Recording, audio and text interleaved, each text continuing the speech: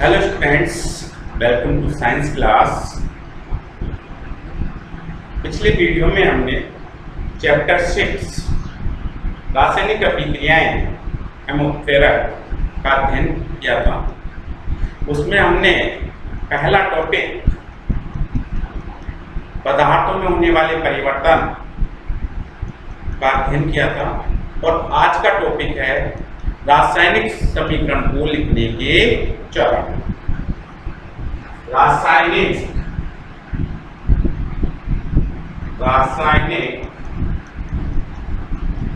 समीकरण को लिखने के चरण।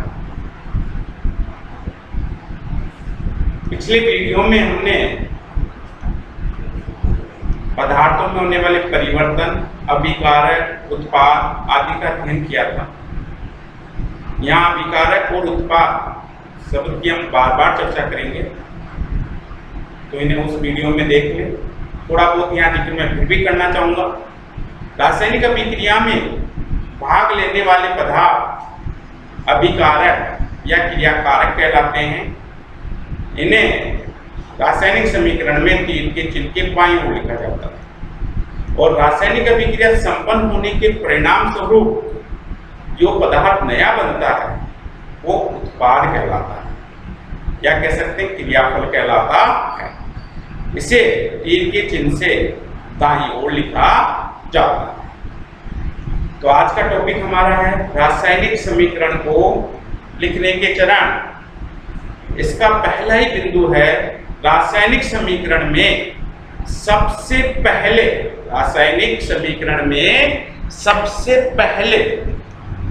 अभिकारक लिखे जाते हैं, फिर तीर का चिन्ह लगाकर उत्पाद लिखे जाते हैं। पहला बिंदु अभिकारक, तीर का चिन्ह लगाएंगे और उत्पाद लिखेंगे। यानी सबसे पहले रासायनिक अभिक्रिया में भाग लेने वाले पदार्थ लिखेंगे, फिर तीर का चिन्ह लगाकर रासायनिक अभिक्रिया संपन्न होने के परिणाम स्वरूप नए बने पदार्थ को लिखेंगे, जिसे उत्पाद कहा जाता है। यानी कि तीर के चिन्ह से बाईं ओर अभिकारक व दाईं ओर जो है उत्पाद लिखे जाते हैं। पॉइंट नंबर 2, अभिकारक या उत्पाद संख्या में एक से अधिक होने पर उनके बीच धन चिन्ह लगाया जाता है। जैसे कोयले का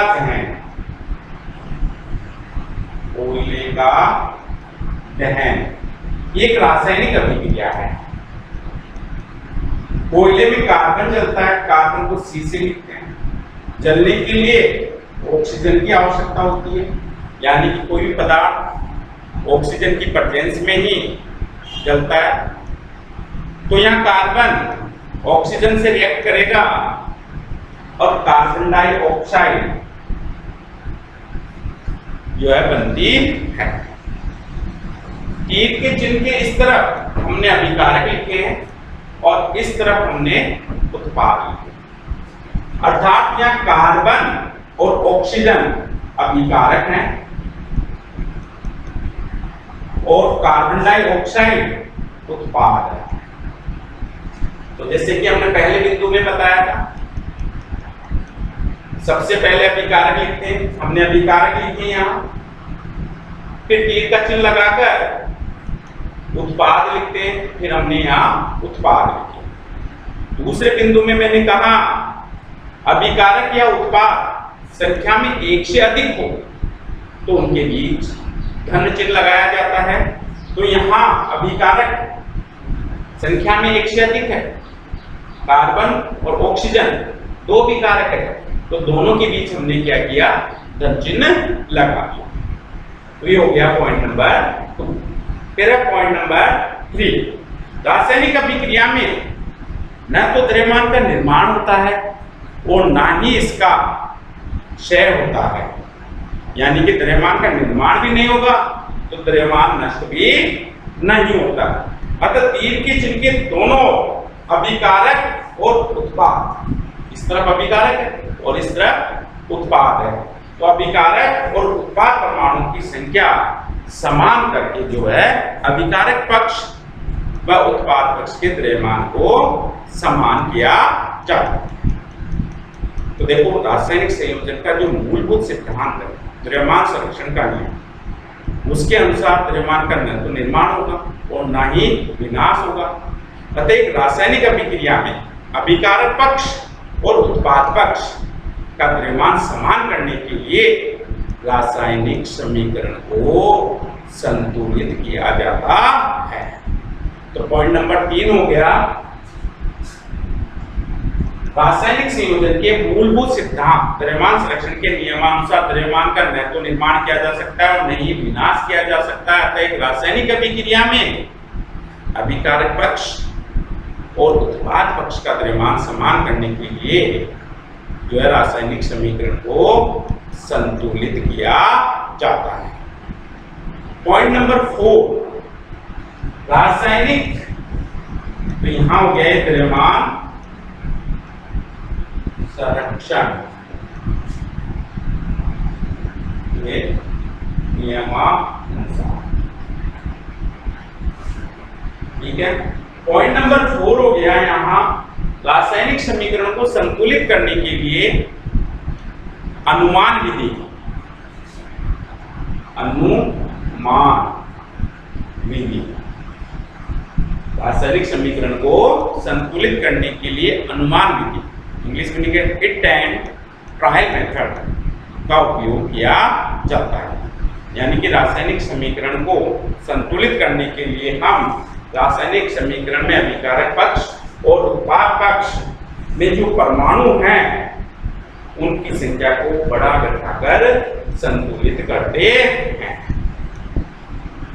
जैसे फॉर एग्जांपल मेथेन का दहन, मेथेन CH4 दहन करने के लिए ऑक्सीजन क्या बनेगी, CO2 प्लस H2। मेथेन का दहन कराते हैं, मेथेन का दहन कराते हैं तो मेथेन ऑक्सीजन से रिएक्ट करेगा। मैंने पहले भी बताया आपको किसी भी पदार्थ के दहन के लिए ऑक्सीजन की उपस्थिति आवश्यक है। तो कार्बन डाइऑक्साइड और जल वाष्प बनती है, कार्बन डाइऑक्साइड और जल वाष्प बनती है। अब हमें इस समीकरण को संतुलित करना है, किस विधि से, अनुमान विधि से। तो हम क्या करेंगे, हाइड्रोजन और ऑक्सीजन को छोड़कर जो भी परमाणु इस समीकरण में है पहले उन्हें संतुलित करेंगे। जैसे देखते हैं हाइड्रोजन और ऑक्सीजन के अलावा इसमें कार्बन है, तो सबसे पहले हम कार्बन को संतुलित करेंगे। तो कार्बन इधर एक है, इधर भी एक, ठीक है। अब हम हाइड्रोजन को संतुलित करते हैं। हाइड्रोजन के इधर 4 परमाणु अभिकारक हैं, उत्पाद की तरफ 2 परमाणु हैं।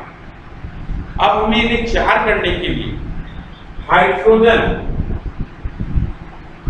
जो कि जल अणु में है उस जल अणु को 2 से गुणा करना, 2 से गुणा कर दिए तो यहाँ हाइड्रोजन 2 गुणा 2 यानी कि 4 हो गए। अब हम देखते हैं ऑक्सीजन। ऑक्सीजन अभिकारक पक्ष में 2 है और उत्पाद पक्ष में 2 और 2 4 है। हमें अभिकारक पक्ष के ऑक्सीजन परमाणु को 4 करना है तो 2 है, 2 से गुणा कर दिया इसे, तो ये कितना हो गया, 4 हो गया। अब देखते हैं हम अभिकारक पक्ष में कार्बन 1, उत्पाद पक्ष में भी 1। अभिकारक पक्ष में हाइड्रोजन 4, उत्पाद पक्ष में भी 4। अभिकारक पक्ष में ऑक्सीजन 2 दूनी 4 और इधर भी 2 और 2 से गुणा होकर 2 हो गई यानी कि 2 2 4, यानी कि अभिकारक पक्ष और उत्पाद पक्ष में कार्बन, हाइड्रोजन, ऑक्सीजन के परमाणु क्या है, समान है। अब जब परमाणु की संख्या समान है तो इनका द्रव्यमान भी क्या होगा, समान होगा। तो द्रव्यमान संरक्षण के नियम की पालना के लिए हमने क्या किया, रासायनिक समीकरण को संतुलित किया। ठीक है, अब देखो और एक उदाहरण लेते हैं इसके लिए।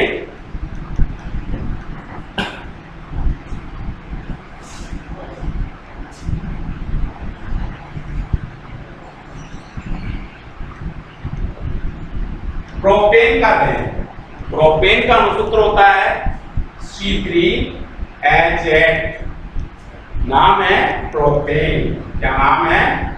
प्रोपेन। दहन करने के लिए वही ऑक्सीजन से अभिक्रिया होगी और यहां पर भी कार्बन डाइऑक्साइड और जलवाष्प बनती है। अब देखो मैंने आपको बताया ऑक्सीजन और हाइड्रोजन को छोड़ेंगे, उसके अलावा जो परमाणु है उसको पहले संतुलित करेंगे। तो यहाँ क्या है? कार्बन। कार्बन कितने? 3। तो इधर भी हमने क्या किया? इनको 3 कर दिया, 3 से गुणा करके 3 हो गए। अब यहाँ हाइड्रोजन कितने? 8। इधर कितने? 2। तो इसको हमने 4 से गुणा कर दिया, 4 दूनी 8 हो गई। तो अब इधर कितने हो गए? 8। ठीक है, अब हम ऑक्सीजन देखते हैं। ऑक्सीजन 3 को 2 से गुणा करेंगे, 6 हो गए। 4 को 1 से गुणा करेंगे, 4 हो गए। 4 और 6 10 हो गए। अब इस तरफ भी हमें क्या करने? 10। तो इस 2 को 5 से गुणा कर देंगे तो कितना हो गया? 5 दूनी 10। देखते हैं समीकरण संतुलित है कि नहीं। अभिकारक पक्ष 3 के चिन्ह के बाईं ओर है, उत्पाद पक्ष 3 के चिन्ह के दाईं ओर है। अभिकारक पक्ष में कार्बन 3 है, उत्पाद पक्ष में भी कितने? 3 है। अभिकारक पक्ष में ऑक्सीजन कितनी है? 8 है। उत्पाद पक्ष में भी 4 को 2 से गुणा किया, कितनी हो गई? 8 हो गई। अभिकारक पक्ष में ऑक्सीजन 5 को 2 से गुणा किया, 10 हो गई। और इधर भी कितनी है? 3 को 2 से गुणा किया, 6। और ये 4 है, कितनी हो गई टोटल? 10। यानी कि अभिकारक पक्ष और उत्पाद पक्ष में परमाणु की संख्या क्या है? अब समान है। ये समीकरण क्या है? अब संतुलित है। नेक्स्ट है पॉइंट नंबर 5। यहां अभिकारक और उत्पाद जो हैं इनके लिए भौतिक अवस्थाओं के संकेत लगाना। भौतिक अवस्थाएं ठोस, द्रव, गैस, ये संकेत लगाना। ठोस, ठोस के लिए क्या लिखेंगे? इंग्लिश मीनिंग होता है सॉलिड, S लिख लेंगे। द्रव इंग्लिश मीनिंग होता है लिक्विड, L लिख लेंगे। और गैस के लिए चिन्ह एक होता है जलीय विलयन, एक्वस सॉल्यूशन, उसके लिए एक U लिखा जाता है। तो ठोस के लिए S, द्रव के लिए L और गैस के लिए G और जलीय विलयन के लिए एक U लिखिए। तो मैं इसी में बता रहा हूं पॉइंट नंबर 5। जैसे हमने ये समीकरण लिया मीथेन का दहन, तो मीथेन क्या है? गैस है, तो ये क्या हो गया? G। क्या हो गया? G। ऑक्सीजन भी क्या है? गैस है, तो इसमें भी क्या आ जाएगा? G। कार्बन डाइऑक्साइड भी क्या है? गैस है, तो इसमें भी क्या आ जाएगा? G। यहाँ ये H2O जल नहीं है, जल वाष्प है। और वाष्प अवस्था क्या है? गैसीय अवस्था है, तो ये भी क्या होगा? इसी प्रकार से आप इसमें भी भौतिक अवस्था के संकेत लगा सकते हो। प्रोपेन गैस है, ऑक्सीजन गैस है, कार्बन डाइऑक्साइड गैस है और ये जल वाष्प यानी कि गैस। एक और उदाहरण हम लेते हैं कोयले का दहन। कोयले का दहन, कोयले में कार्बन जलता है, उसी प्लस O2 क्या बनेगा? CO2। यानी कि कार्बन यह ऑक्सीजन के साथ जलकर कार्बन डाइऑक्साइड बनाता है।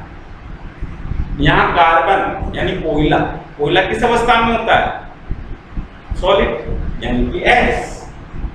ऑक्सीजन क्या है? गैस। और कार्बन डाइऑक्साइड भी क्या है? गैस। तो ये हो गए इनके भौतिक अवस्थाओं के संकेत। अब नेक्स्ट है जलीय विलयन है, तो उसमें क्या किया जाएगा? तो देखो अनबुझा चूना, या कह सकते हैं बुझा हुआ अनबुझा चूना या बिना भुजा चूना, या बिना भुजा चूना जो है उसे जल में घोलेंगे तो क्या बनेगा, भुजा हुआ चूना। जैसे मैं ले रहा हूं कैल्शियम ऑक्साइड, कैल्शियम ऑक्साइड, इसका रासायनिक नाम है CO का, सामान्य नाम है अनभुजा चूना, या कह सकते हैं बिना भुजा हुआ चूना। ठीक है, अब इसको हमने क्या किया, इसमें वाटर मिक्स किया, जल मिला लिया, तो क्या बना, भुजा हुआ चूना, कैल्शियम हाइड्रोक्साइड बनता है। रासायनिक नाम है कैल्शियम हाइड्रोक्साइड और इसका रासायनिक नाम है कैल्शियम ऑक्साइड। ठीक है, तो देखो कैल्शियम ऑक्साइड आपने घर में पुताई के लिए पुताई के ढेले लाते हैं, वो क्या, कैल्शियम ऑक्साइड बिना भुजा चूना या कह सकते हैं अनभुजा चूना। ठीक है, तो ये क्या है, सॉलिड होता है, फिर उसको क्या करते हैं, जल मिलाते हैं, उसमें जल मिलाते हैं तो एक घोल बनता है और उस घोल का नाम क्या है, कैल्शियम हाइड्रोक्साइड यानी कि भुजा हुआ चूना। तो ये क्या हो गया, जलीय विलयन। जलीय विलयन क्यों हुआ, क्योंकि हमने इसको किसमें मिलाया, जल में, यानी कि इसमें जल मिला दिया तो ये जल में घुल गया, तो ये जल का घोल ही क्या है, इसका जलीय विलयन। और जलीय विलयन होता है उसमें लिखा जाता है एक, क्या लिखा जाता है, ये अभिक्रिया आपने देखी होगी, दीवारों पर पुताई करने के लिए बाजार से जो चूना लाते हैं उसमें फिर पानी मिलाते हैं, तो पानी मिला जो चूना लाते हैं वो कैल्शियम ऑक्साइड है यानी कि अनभुजा चूना, और पानी मिलाने के बाद जो घोल बन जाता है वो है भुजा हुआ चूना, और इसका उपयोग फिर दीवारों पर पुताई करने के लिए किया जाता है। दीवारों पर पुताई सफेदी के लिए किया जाता है। तो ये है कैल्शियम हाइड्रोक्साइड। क्या है, कैल्शियम हाइड्रोक्साइड, सामान्य नाम है भुजा हुआ चूना, और ये है बिना भुजा चूना या कह सकते हैं अनभुजा चूना। और यहाँ ये क्या है, जल यानी कि लिक्विड फॉर्म में है। तो ये हो गई कौन से, जलीय विलयन।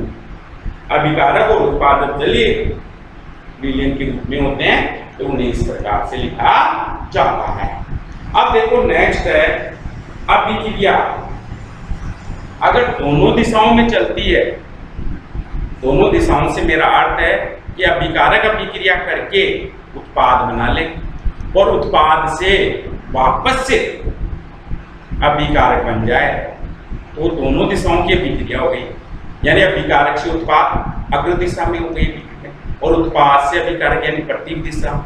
और ऐसी रासायनिक अभिक्रियाएं जो अग्र व प्रति दोनों दिशाओं में चलती हैं उत्कर्मणीय अभिक्रियाएं कहलाती हैं। अर्थात अभिकारक से उत्पाद बनेंगे, उत्पाद से वापस क्या बन जाएगा, अभिकारक। और अनुत्कर्मणीय अभिक्रियाएं कौन सी होंगी, ऐसी रासायनिक अभिक्रियाएं जिनमें अभिकारक क्रिया करके उत्पाद को बना लेते हैं लेकिन उत्पाद से पुनः अभिकारक नहीं बनता है। अर्थात केवल जो अग्र दिशा में ही चलती है और पूर्ण हो जाती हैं वो अनुत्कर्मणीय अभिक्रियाएं होती हैं। तो उत्कर्मणीय अभिक्रिया की हम बात कर रहे हैं, तो देखो यार नाइट्रोजन हाइड्रोजन से अभिक्रिया करती है, नाइट्रोजन हाइड्रोजन से अभिक्रिया करती है और अमोनिया बना लेती है। क्या बना लेती है, अमोनिया। अमोनिया का सूत्र होता है NH3।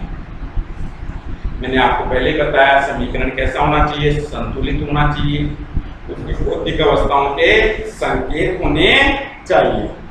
तो देखो यहाँ पर हम देखते हैं नाइट्रोजन क्या है, गैस, हाइड्रोजन भी गैस और ये भी क्या है, गैस। संतुलित करते हैं, नाइट्रोजन 2 है, ये हमने 2 कर दिए, हाइड्रोजन इधर 2 है, लेकिन इधर उत्पाद की तरफ देखो 2 दिया 6 है, तो हम अभिकारक पक्ष में 6 करने के लिए इसको 3 से गुणा कर देंगे। तो देखो नाइट्रोजन और हाइड्रोजन अभिक्रिया करके अमोनिया बना रहे, अमोनिया से वापस से नाइट्रोजन और हाइड्रोजन बन रही है, ये कैसी अभिक्रिया है?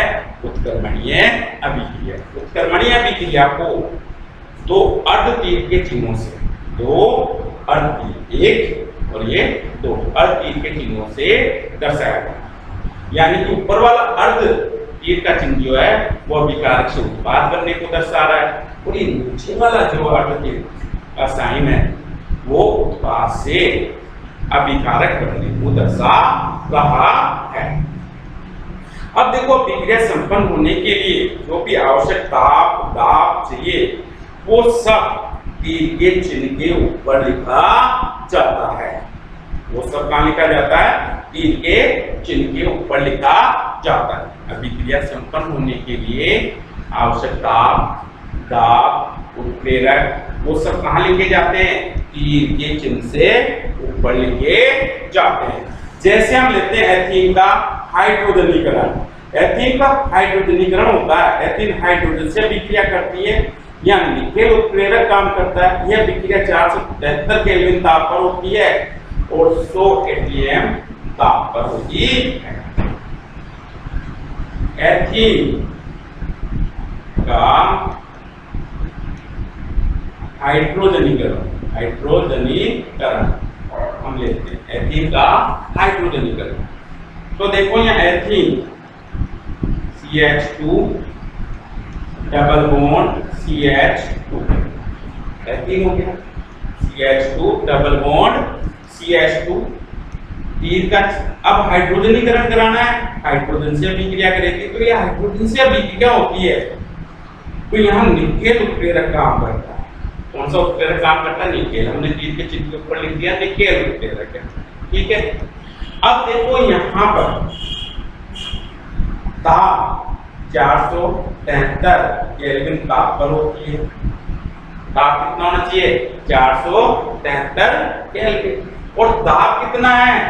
100 atm दाब पर ये अभिक्रिया होती है, और ये बंद यहाँ टूटता है और एक संयोजकता यहाँ मुक्त हो जाती है, हाइड्रोजन उससे जुड़ जाता है और क्या बन जाता है? CH3 यानी कि एथेन बन जाता है।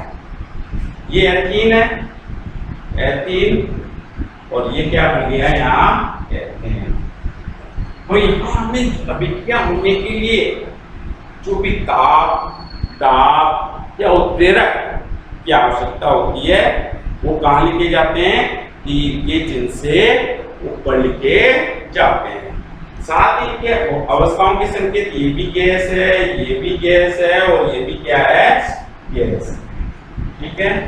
तो इस प्रकार से ये हो गया भाई, जो भी हमें अभिक्रिया संपन्न होने के लिए ताप दाब चाहिए वो सब कहाँ लिखे जाते हैं? तीर के चिन्ह के ऊपर लिखे जाते हैं। नेक्स्ट है आपका यहाँ अभिक्रिया ऊष्मा सेपी है या ऊष्मा शोषी है, उसको दर्शाने के लिए भी रासायनिक समीकरण में संकेत लिखे जाते हैं। तो इससे पहले आपको ये पता होना चाहिए कि रासायनिक अभिक्रिया में ऊष्मा सेपी से क्या अर्थ है और ऊष्मा शोषी से क्या अर्थ है। तो देखो, ऊष्मा सेपी ऐसी रासायनिक अभिक्रियाएं जिनमें ऊष्मा का उत्सर्जन होता है, यानी ऊष्मा उत्पन्न होती है, ऊष्मा सेपी अभिक्रिया कहलाती है। और ऐसी रासायनिक अभिक्रियाएं जिनमें ऊष्मा का अवशोषण होता है, ऊष्मा का अवशोषण होता है, ऊष्मा शोषी अभिक्रियाएं कहलाती हैं। जब हम रासायनिक समीकरण लिखते हैं तो ऊष्मा सेपी यानी कि ऊष्मा का उत्सर्जन होगा, ऊष्मा उत्पन्न होगी, तो उत्पन्न ऊष्मा को उत्पाद की तरफ जो है प्लस के साइन के साथ लिखा जाता है। ऊष्मा शोषी अभिक्रियाओं में ऊष्मा का अवशोषण होता है और अवशेषित ऊष्मा को उत्पाद की तरफ जो है माइनस साइन के साथ लिखा जाता है। तो देखो यहाँ हम लेते हैं एक उदाहरण, जैसे नाइट्रोजन हाइड्रोजन से अभिक्रिया करती है और अमोनिया की फॉर्मेशन होती है और यह 10.5 किलो कैलोरी प्रति मोल जो है ऊष्मा उत्पन्न होती है।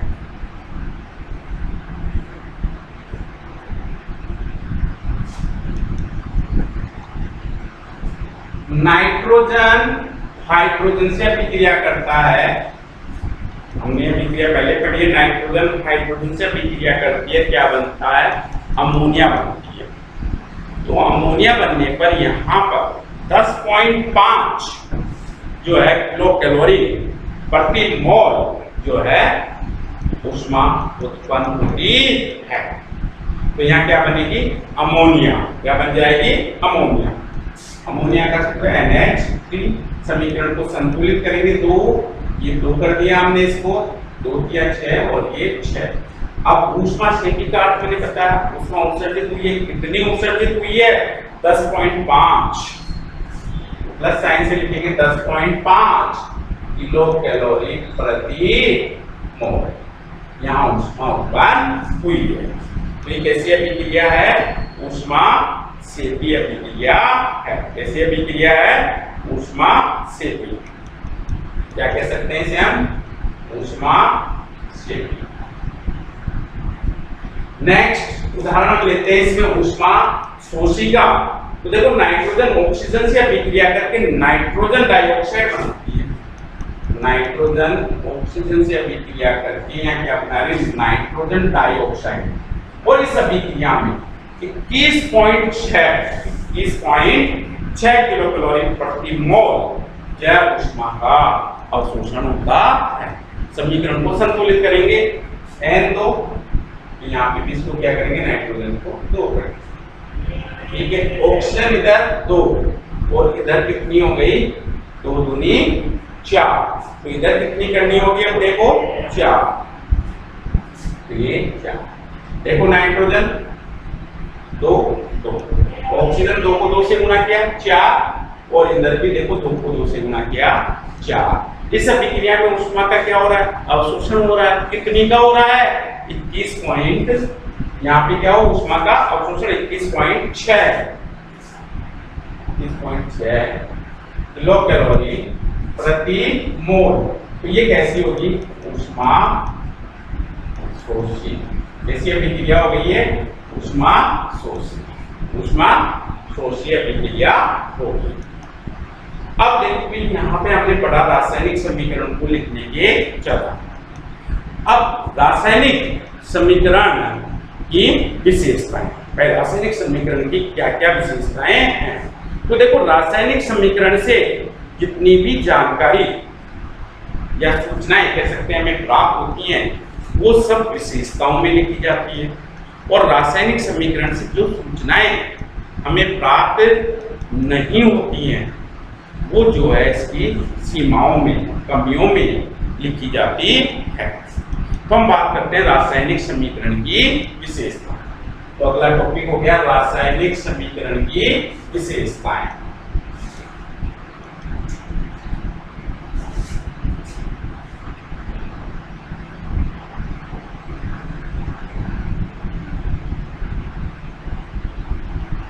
समीकरण की विशेषताएं। मैंने जैसा कि अभी आपको बताया, रासायनिक समीकरण से जितनी भी सूचनाएं प्राप्त हो जाती हैं, वो सब विशेषताओं में लिखी जाती हैं। और जो सूचनाएं हमें प्राप्त नहीं होती हैं, वो सब सीमाओं या कमियों में लिखा जाता है। तो विशेषता नंबर 1, तो हमने लिखने के चरण में जो पहला बिंदु पढ़ा था, वहां से हम विशेषता 1 को पकड़े। मैंने कहा था सबसे पहले अभिकारक और अभिकारक के बाद तीन का चिन्ह लगाकर उत्पाद लिखते हैं। और यदि अभिकारक संख्या में 1 से अधिक है तो धन चिन्ह लगाते हैं, उत्पाद संख्या में 1 से अधिक है तो धन चिन्ह लगाते हैं। तो हमें देखो यहाँ पॉइंट नंबर 1 हम वही से कह सकते हैं, रासायनिक समीकरण से हमें अभिकारक व उत्पाद के बारे में जानकारी प्राप्त हो जाती है। अणुओं की संख्या, द्रव्यमान आदि सभी जानकारी हमें रासायनिक समीकरण से प्राप्त हो जाती है। जैसे देखो यहाँ करते हैं रासायनिक समीकरण ले लिया हमने, इसमें कैल्शियम ऑक्साइड वाटर से रिएक्ट करके क्या बना रहा है? कैल्शियम हाइड्रोक्साइड बना रहा है। तो हमें यहाँ पता है भाई अभिकारक क्या है? कैल्शियम ऑक्साइड और जल, और उत्पाद क्या है? कैल्शियम हाइड्रोक्साइड है। तो अभिकारक और उत्पाद के बारे में जानकारी प्राप्त हो गई। अणुओं की संख्या भी हमें पता चल जाती है, जैसे हम SN ऑक्साइड एक अणु, जल का भी एक अणु, हाइड्रोजन के कितने परमाणु, कैल्शियम के कितने परमाणु, अभिकारक में कितने परमाणु हैं, उत्पाद में कितने परमाणु हैं, ये सभी जानकारी हमें रासायनिक समीकरण से प्राप्त हो जाती है। फिर देखो उसके बाद मैंने बताया आपको भौतिक अवस्थाओं के संकेत लगाना। जैसे अब इस रासायनिक समीकरण से पता चल रहा है नाइट्रोजन गैस है, हाइड्रोजन गैस है, अमोनिया भी क्या है, गैस है। तो रासायनिक समीकरण से जो है पदार्थों की भौतिक अवस्थाओं के बारे में जानकारी प्राप्त होती है। अब देखो नेक्स्ट पॉइंट नंबर 3, रासायनिक अभिक्रिया के लिए आवश्यक परिस्थितियां। भाई रासायनिक अभिक्रिया जो है वो किन किन परिस्थितियों में संपन्न हो रही है, उत्प्रेरक की जानकारी, ताप की जानकारी और दाब की, यानी कि रासायनिक अभिक्रिया संपन्न होने के लिए आवश्यक ताप, दाब, उत्प्रेरक आदि सभी की जानकारी हमें रासायनिक समीकरण से प्राप्त हो जाती है। जैसे देखो यहाँ एथिलीन के हाइड्रोजनीकरण में निकेल उत्प्रेरक चाहिए, हमें पता चल रहा है इससे 473 केल्विन ताप पर यह अभिक्रिया होती है, 100 एटीएम दाब पर यह अभिक्रिया होती है, यानी उत्प्रेरक, ताप, दाब इसके लिए आवश्यक परिस्थितियां हैं और इन सब की जानकारी हमें इस रासायनिक समीकरण से प्राप्त होती है। नेक्स्ट पॉइंट है समीकरण से जो है अभिक्रिया के ऊष्मा शेपी व ऊष्मा शोषी होने की जानकारी प्राप्त होती है। रासायनिक अभिक्रिया ऊष्मा शेपी है या ऊष्मा शोषी है, ये जानकारी भी हमें जो है रासायनिक समीकरण से प्राप्त होती है। जैसे देखो उदाहरण लेते हैं, नाइट्रोजन हाइड्रोजन से अभिक्रिया करके अमोनिया बनाता है, यहाँ 10.5 किलो कैलोरी जो है प्रति मोल ऊष्मा उत्पन्न होती है। तो यह अभिक्रिया कैसी है, ऊष्मा शेपी है। ये जानकारी हमें इस रासायनिक समीकरण से प्राप्त हो रही है। इसी प्रकार से देखो नाइट्रोजन ऑक्सीजन से अभिक्रिया करके नाइट्रोजन डाइऑक्साइड बना रहा है, इस अभिक्रिया में 21.6 किलो कैलोरी प्रति मोल जो है ऊष्मा अवशोषित हो रही है। तो ये कैसी अभिक्रिया है, ऊष्मा शोषी अभिक्रिया है। ये जानकारी हमें रासायनिक समीकरण से प्राप्त हो रही है। समीकरण अभिक्रिया की जो है उत्क्रमणीयता के बारे में भी जानकारी प्रदान करता है। जैसे देखो उदाहरण के लिए इस अभिक्रिया नाइट्रोजन हाइड्रोजन से अभिक्रिया करके अमोनिया बना रहा है, यह अभिक्रिया अग्र व प्रति दोनों दिशाओं में चल रही है, यानी कि उत्क्रमणीय अभिक्रिया है। जैसी अभिक्रिया उत्क्रमणीय अभिक्रिया, यह अभिक्रिया एक ही दिशा में चल रही है, अनुत्क्रमणीय अभिक्रिया। तो यह उत्क्रमणीय अभिक्रिया है और ये कैसी है, अनुत्क्रमणीय अभिक्रिया है, यानी कि अभिक्रिया की उत्क्रमणीयता के बारे में जानकारी हमें रासायनिक समीकरण से प्राप्त होती है।